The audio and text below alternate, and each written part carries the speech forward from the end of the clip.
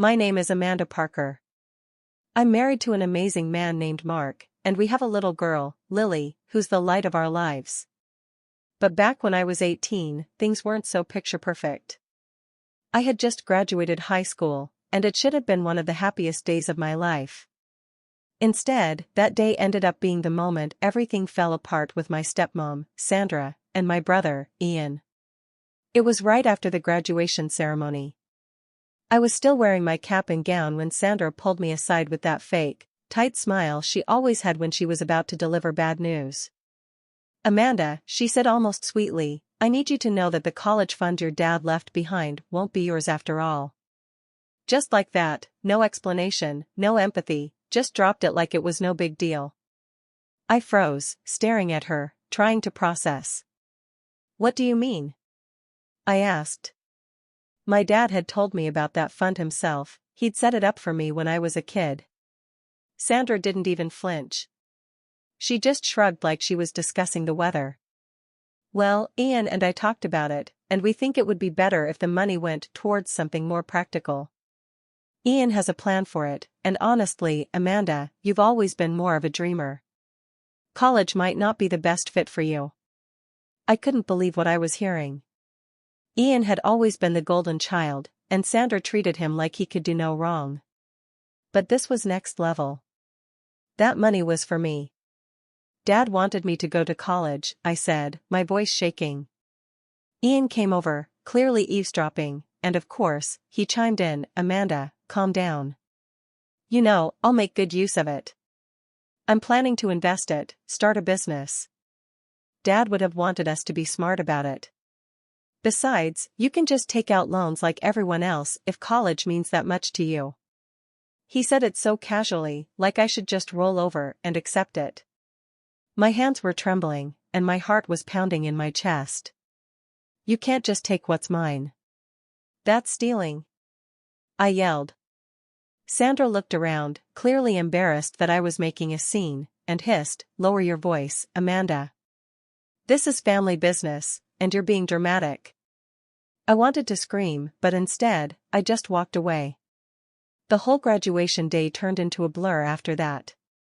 I remember sitting in my room that night, staring at the ceiling, wondering how everything had gone so wrong.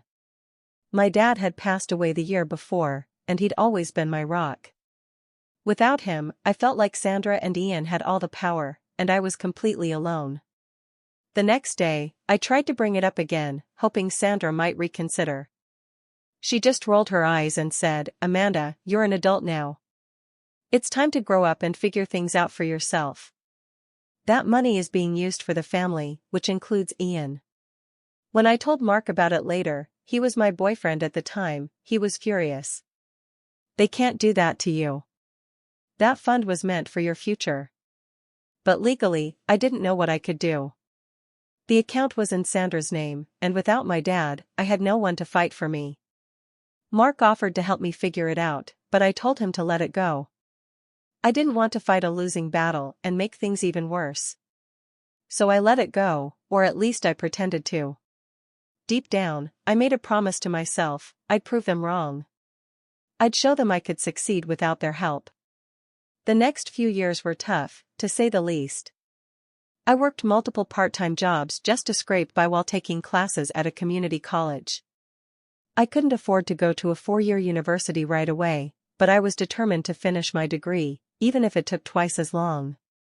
Meanwhile, Ian was living it up. He'd started some business that was really just a fancy way of saying he was blowing through the money. Sandra bragged about him constantly, saying things like, "Your brother is so ambitious. You should learn from him." It made me sick. Mark stuck by me through all of it. He encouraged me to keep going, even when I felt like giving up. By the time I transferred to a university, we were engaged. I remember Sandra's reaction when she found out. "Are you sure you're ready for marriage, Amanda? It's a big responsibility, and you're still figuring out your life," she said it with that same condescending tone she always used, as if I was some clueless kid. Ian, of course, chimed in with, "Yeah, maybe you should focus on your career, if you can even call it that." I wanted to snap back, but I just smiled and said, "Don't worry about me. I'm doing just fine. Those years in university were some of the hardest of my life. I was constantly juggling work, classes, and trying to keep my head above water. Most days, I barely had time to eat a proper meal. I worked evenings at a coffee shop and weekends at a bookstore, and in between shifts, I crammed in studying wherever I could. It felt like I was living on autopilot, just grinding day after day. There were nights I'd cry in frustration, wondering if it was even worth it. But every time I thought about quitting, I'd hear my dad's voice in my head, reminding me why I started in the first place. That fund might have been stolen from me, but they couldn't take away my determination. It wasn't just the financial strain that made it hard, it was the emotional weight of feeling completely unsupported by my own family. Sandra and Ian never checked in on me, not once. In fact, they acted like I didn't exist. Sandra was still throwing her little house parties, bragging about Ian and his big plans, while I was eating instant noodles and scraping together rent.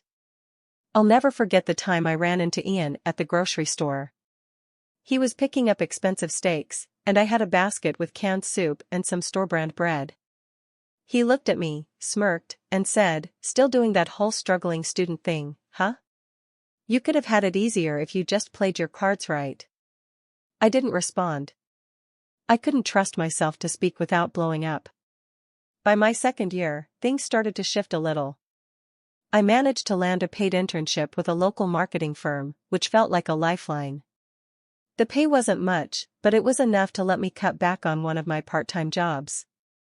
Plus, it gave me real-world experience, and for the first time, I started to feel like I was building something for my future. But even then, it wasn't easy.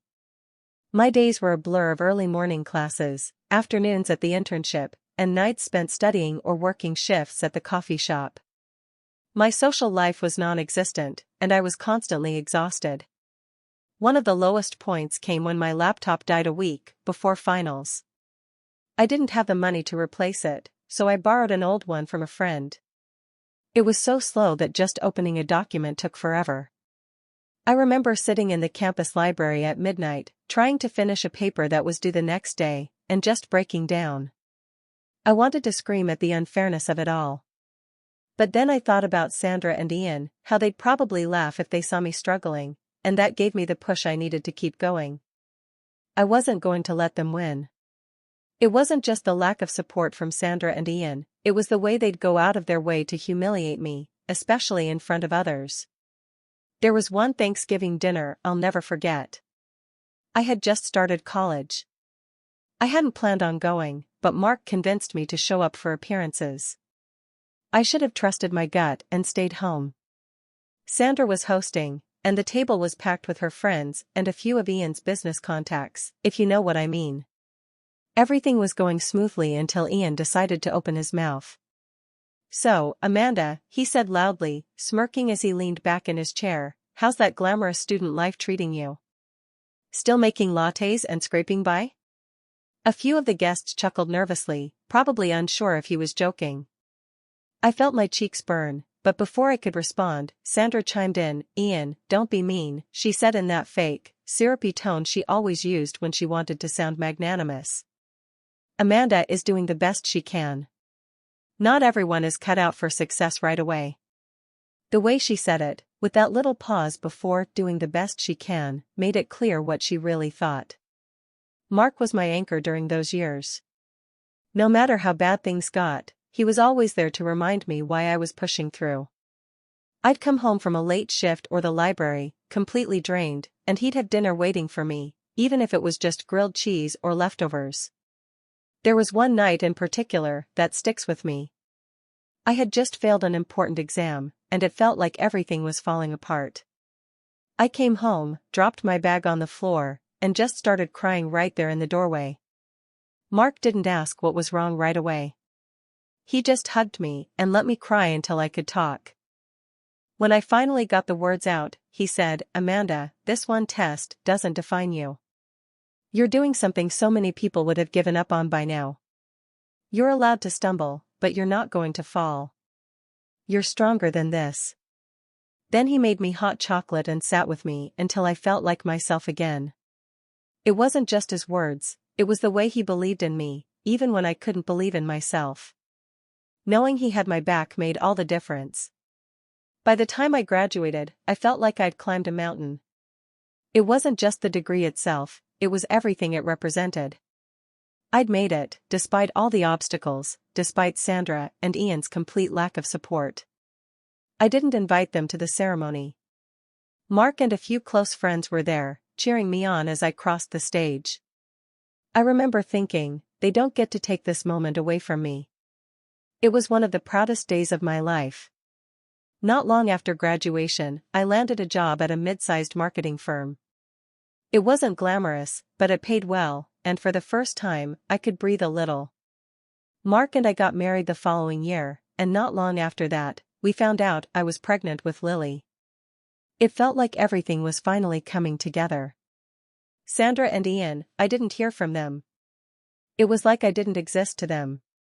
Climbing the career ladder wasn't easy, but it felt like a natural continuation of the grit I'd built during college. I started at the bottom, managing small accounts no one else wanted. I worked hard, stayed late, and took on projects that weren't even in my job description. Slowly, people started to notice. My manager once pulled me aside after a big presentation and said, "Amanda, the way you handled that client, it's like you've been doing this for years. You've got a real talent for connecting with people." It meant the world to me, but it also stung in a strange way. Hearing praise from colleagues and managers, people who barely knew me, only highlighted how little I'd ever gotten from my own family. I'd sit in meetings where my boss would brag about my work ethic, or I'd overhear coworkers saying things like, "Amanda's a star. She's going places," and part of me felt empty. I kept thinking, why couldn't Ian have said something like that? Why couldn't Sandra have seen my worth? Instead, all I ever got from them were backhanded comments or outright dismissal. It was a hollow kind of sadness, knowing the approval I'd craved as a teenager would never come from them. My life kept moving forward, and with every step, I felt like I was finally building something solid. After a few years at the firm, I landed a promotion to account manager, overseeing a team of my own. It felt surreal. Just a few years ago, I was struggling to pay for groceries, and now I was sitting in meetings with executives, presenting strategies I had developed. Mark was my biggest cheerleader through it all. When I got the promotion, he surprised me with a little dinner party at home, just us and a few close friends. "You've earned this," he said, raising his glass to toast me. "No one deserves it more." Around the same time, we welcomed Lily into the world. The moment I held her for the first time, everything else faded away. I remember looking at her tiny face and thinking, "I'm going to make sure you always feel loved and supported, no matter what." Being a mom added a whole new layer of joy and purpose to my life. But while my world was brightening, Sandra and Ian's was starting to crumble. Ian's big plans had fallen apart, his business tanked, and Sandra, who had always prided herself on her social status, suddenly seemed less confident. The whispers started to spread. They were struggling financially, and Ian was back living at home with Sandra. I'll never forget the day I ran into Ian and Sandra at the grocery store. It had been years since I'd seen either of them, and honestly, I wasn't prepared for how different they looked.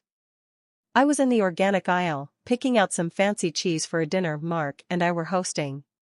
Lily was in the cart, babbling about something when I turned the corner and almost bumped into them. Ian was pushing a cart with just a few items, mostly canned food and a bag of rice, and Sandra was trailing behind him, looking worn out and older than I'd ever seen her.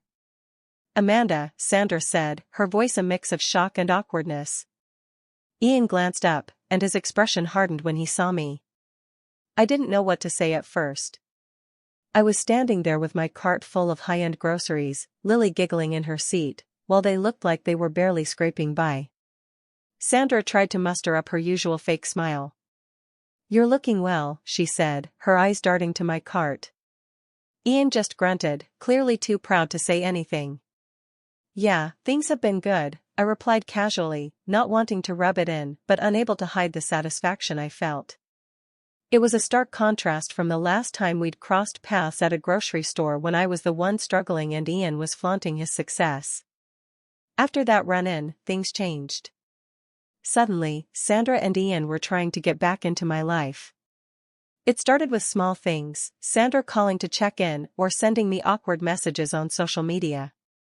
"Hi Amanda, just wanted to see how you're doing. It's been so long." She never outright mentioned our encounter at the grocery store, but the timing was too obvious to ignore. Ian wasn't as subtle.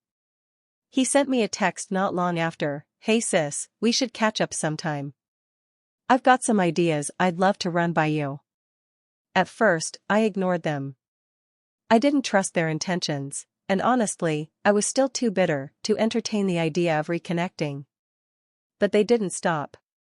Sandra started calling Mark too, under the guise of being a concerned stepmom, asking about Lily and how we were doing. Mark, being the kind-hearted person he is, told me, maybe they're trying to make amends. I wasn't so sure. It felt less like genuine interest and more like they'd seen how well I was doing and wanted to latch on. Part of me wanted to confront them outright, but another part of me was curious to see how far they'd take it. It was a quiet Saturday afternoon when I pulled into the driveway and saw Ian and Sandra standing in front of my house.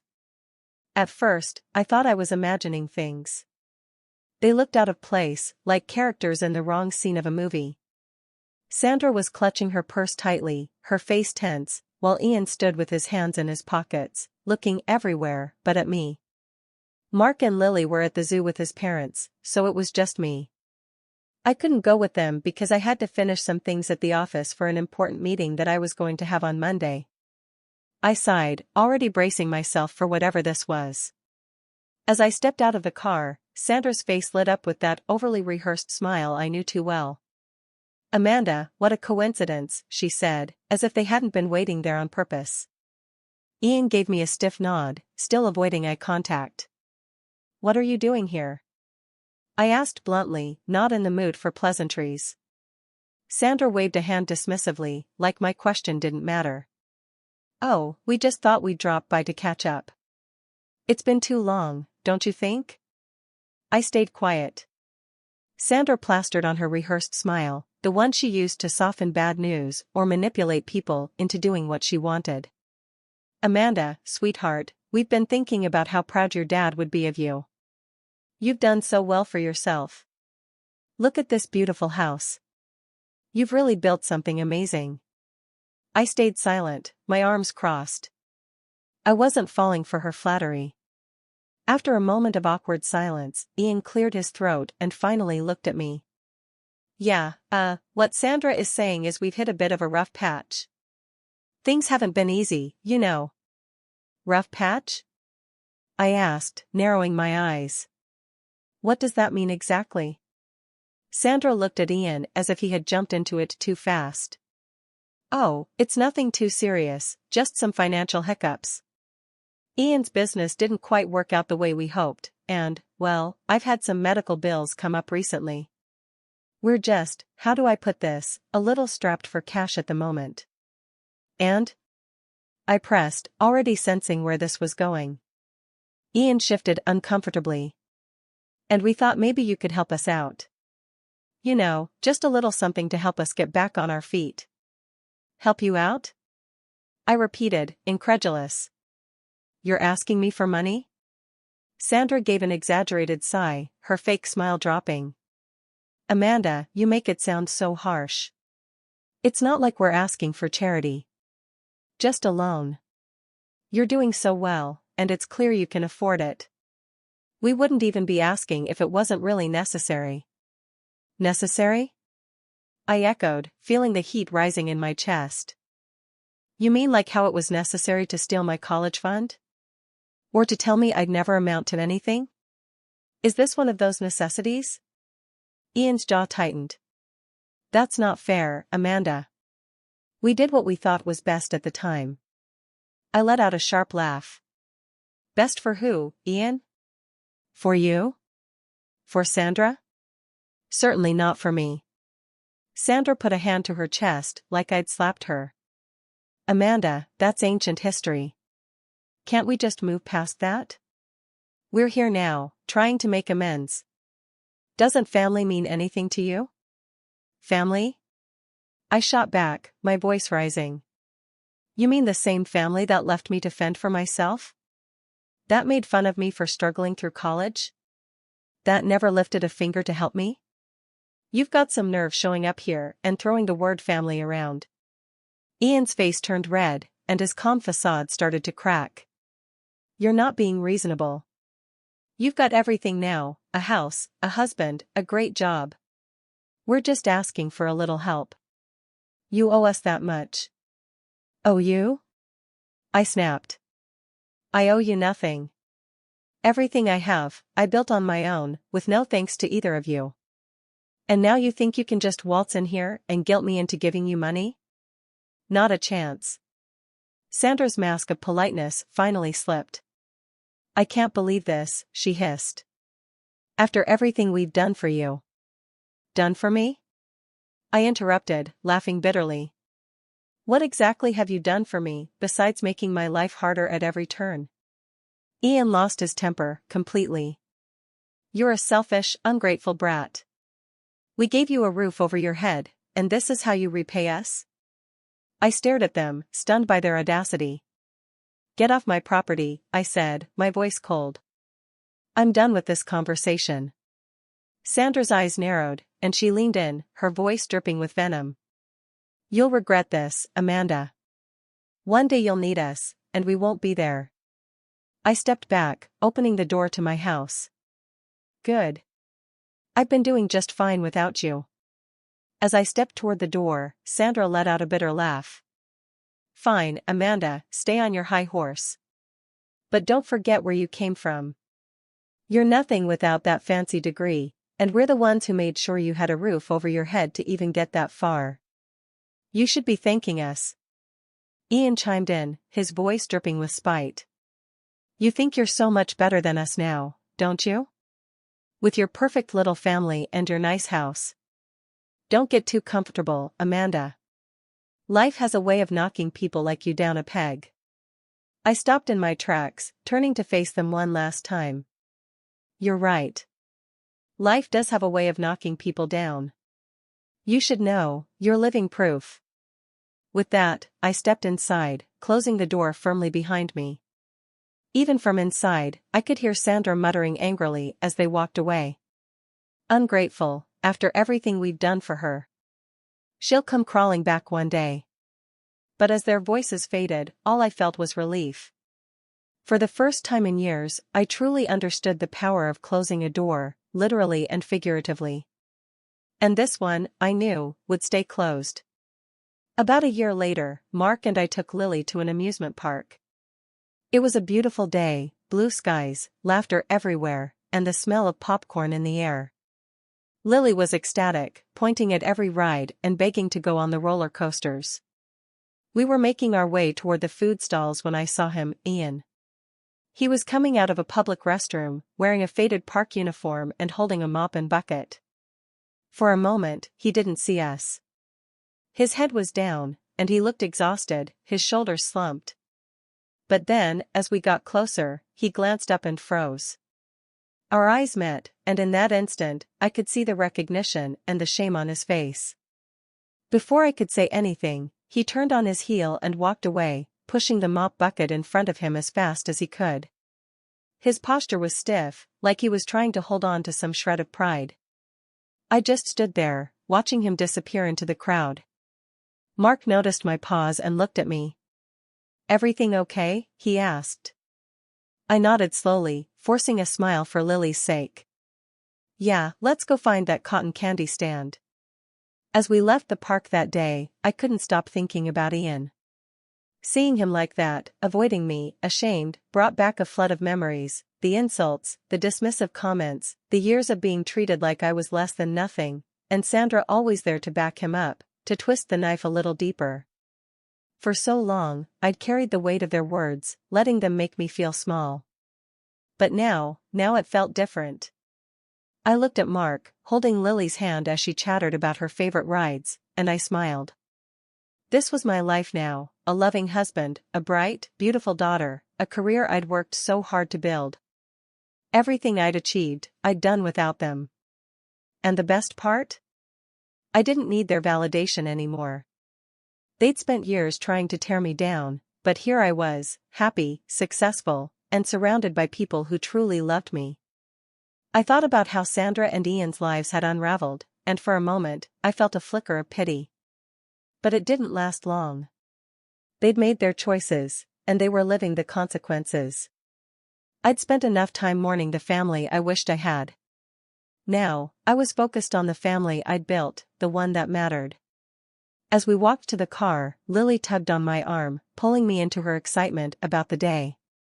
I smiled down at her, feeling nothing but gratitude for the life I had now.